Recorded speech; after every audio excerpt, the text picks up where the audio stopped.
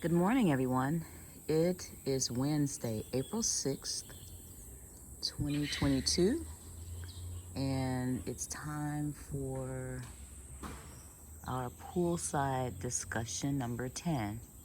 I got the camera focused up on the howler monkeys up there. I don't know if you could see them, but they're moving around eating. Occasionally, they'll make a little bit of noise. Yeah, they're making a lot of movement up there today. Anyway, today I wanted to talk a little bit about prepping.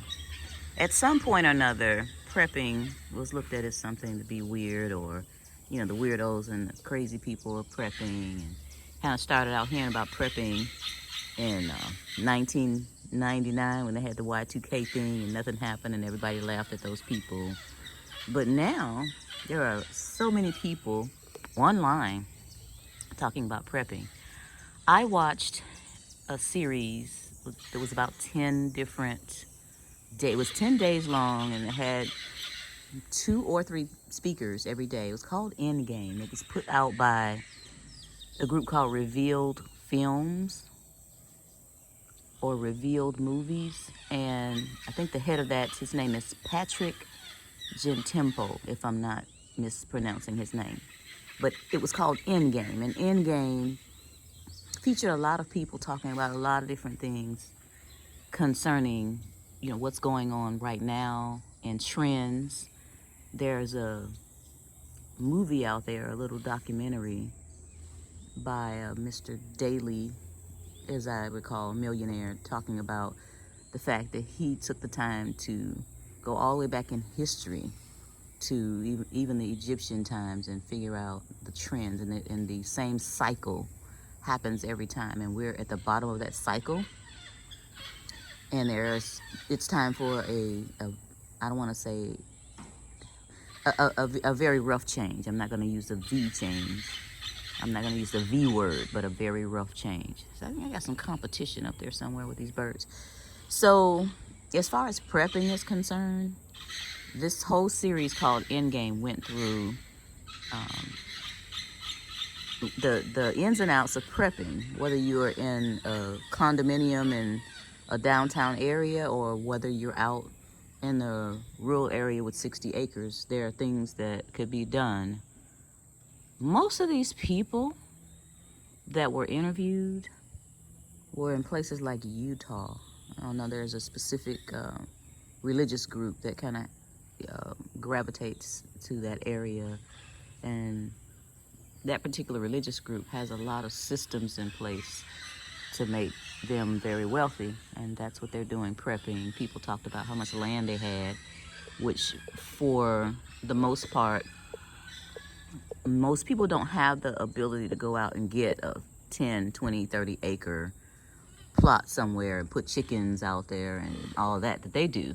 But thankfully, he had a lot of people on there that were able to talk about what they do in their town and in their condo or wherever they were. So that Endgame, Endgame series, if you could find that, by Revealed Films, that would be something to look at. But with the things that are going on right now, within the last 2 days while I've been here, able to look at my phone, but not internet. Internet is back, thank God, by the way. I've heard about cyber attacks, and our governmental agencies are telling us that we should look for cyber attacks. Our president and other people, your president, and other people have been talking about food shortages. Remember at the beginning, I talked about that Klaus Schwab fella and his plan.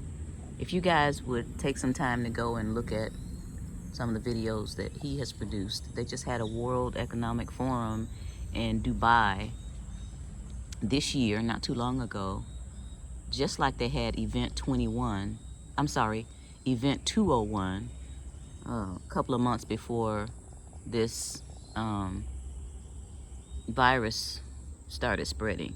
So it's not like they don't tell you what they're gonna do. We just not listening. We're looking at the football game and the basketball game and the people twerking on YouTube and stuff like that. We're not paying attention. Start paying attention because they got some horrible plans for us. This is very serious. And start doing what you can do as far as preparing yourself and family. So my question to you, this is your assignment for today. If the grocery stores close down, how long would you be able to survive? If all the grocery stores were closed, whether that be from a cyber attack, whether that be because the cyber attack that we had that affected Atlanta not too long ago was that we couldn't get gas because they attacked the gas lines. So what if something happens with the grid where you can't have any electricity for a while and they had to close the grocery stores because that's what they did before when we had some situations like that with power in Atlanta? How long would you and your family be able to survive if we had no grocery store? See, people down here in Costa Rica, obviously they had a harder time than we did with being shut down because most of their money is tourism related. But they didn't starve to death because as you can see right now, there's fruit up there all over the place. I can turn the camera every way it will go right now and you'll see fruit in these trees. So let your mind focus for the next several days on what you would do, how long you would survive, what do you have now, what do you need to get to survive in case all these things that the government people and other people are now saying, in case they really do come true. We can't have that cognitive dissonance now where we don't want to think about it. You know, we don't want it has not happened yet, and that doesn't mean it's not going to happen. So I believe that people should prepare in case it does happen, because who are you going to depend on? Are you going to depend on the government like those people in Hurricane Katrina depended on the government sitting there in that Superdome for days with dead people and feces all over the place and waited on the government, and the government was more interested in fixing the infrastructure than helping the people? Who are you going to depend on? You better depend on yourself and get you some food and water and all those things. And stop calling these preppers crazy, because the people that are prepping, and there are people that are prepping that have these videos daily and they don't tell you where they are because they're afraid that when the wheels come off, people are going to be coming to their door that didn't prepare. And I'll end with this. I'm a sci-fi fan. I like sci-fi. Especially a Trekkie. And there's an episode of The Twilight Zone called The Shelter.